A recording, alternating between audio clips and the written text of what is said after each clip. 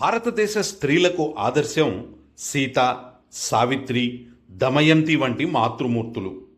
ఈ విషయాన్ని మనం మరచిపోరాదని స్వామి వివేకానంద తరచుగా ఉద్బోధించేవారు. మన దేశంలో స్త్రీత్వం అంటే మాతృత్వమే. నిస్వార్థం, త్యాగశీలత, సహనం ఈ విశేష గుణాలతో విలసల్లే స్త్రీమూర్తియే మాతృమూర్తి. శక్తి లేకుండా ప్రపంచంలో పునరుజ్జీవనం సాగదనేది నగ్న సత్యం. మన దేశాన్ని ప్రపంచ దేశాలన్నింటిలోనూ అమిత బలహీనమైనదిగా, మిక్కిలి వెనుకబడినదిగా చెప్పుకోవడానికి కారణం కూడా ఇక్కడ శక్తిని ప్రజలు అగౌరవపరచడం వల్లనే. ఆదర్శ భారతావనిలో నారీలోకానికి సీత ఒక ప్రతీకగా భాసిస్తుంది. సీత అనే స్త్రీ అసలు జీవించిందా లేదా అని గాని, అది ఒక కట్టుకథ లేక చారిత్రక సత్యమా అని గాని విమర్శించాల్సిన పని లేదు. కానీ ఆమె ఆదర్శం భారతీయ హృదయాలలో స్థిరపడింది. రామాయణం లాంటి మరే ఇతర పురాణ గాథ కూడా జాతిని ఇంతగా ప్రభావితం చేయడం వినం. భారతదేశంలో మంచితనానికి, స్వచ్ఛతకు, పవిత్రతకు మారుపేరే సీత.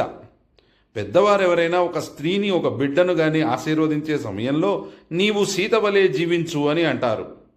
సహనశీలి, దుస్సాహసమైన కష్టాలను ఓర్చిన వ్యక్తి, పతి విశ్వాసాన్ని చూరగొన్న పరమసాధ్వి సీత వలె జీవించాలని భారత స్త్రీలు తీవ్రమైన కృషి చేస్తారు.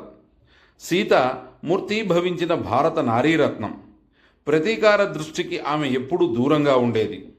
భారతదేశమే కాదు, మొత్తం ప్రపంచ సాహిత్యం అంతా వెతికినా సీతను పోలిన సాధ్వి మనకు కనిపించదు. ఆమె ఒక విశిష్టమైన స్త్రీ.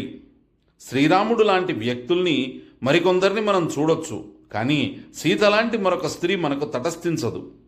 భారత నారి యొక్క పవిత్ర ఆదర్శాలన్నింటినీ పరిపూర్ణంగా పుణికిపుచ్చుకున్న స్త్రీరత్నంగా కొన్ని వేల సంవత్సరాలుగా ఆర్యావర్తనంలోని అందరి ప్రజలచే ఆరాధింపబడుతున్న సాధ్వీమణి సీత.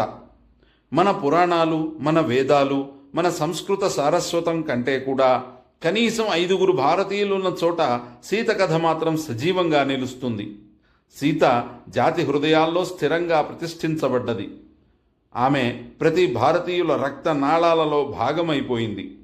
భారత యువతిని సీత యొక్క ఆదర్శాలకు దూరంగా తీసుకుని వెళ్ళి ఆమెను అధునాతన స్త్రీగా మార్చదలిచే యత్నాలన్నీ విఫలం కాక తప్పదు. ఇది నిత్యం మనం చూస్తూనే ఉన్నాం. భారత స్త్రీ సీత అడుగుజాడలలో నడిచి అభివృద్ధి మార్గంలో పయనించాలే తప్ప వేరు మార్గం లేదు.